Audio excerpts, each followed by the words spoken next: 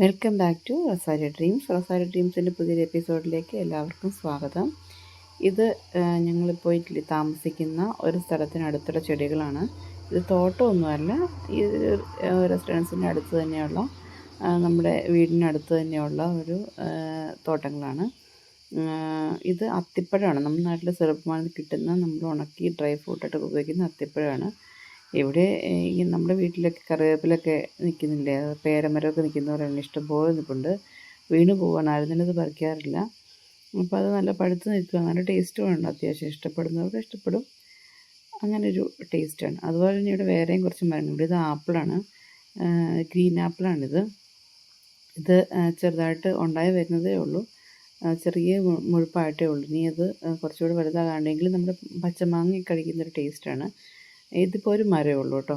ഇത് തോട്ടം വേറെ സ്ഥലത്തുണ്ട്. ഇത് നമ്മുടെ ഗാർഡനോട് ചേർന്നിട്ടൊരു സ്ഥലമാണ്. അങ്ങനെ ഇതൊക്കെ അത്തിപ്പഴമാണ്, അത്തിപ്പഴത്തിൻ്റെ ഇതാണ്. അപ്പോൾ ഇതെല്ലാം തോട്ടമൊക്കെ കണ്ട് നടന്ന് വന്നപ്പം ഒരു ചായക്ക് കടി ഉണ്ടാക്കി, ഒരു ബോണ്ടയും കൂട്ടി ചായയൊക്കെ കുടിച്ചു.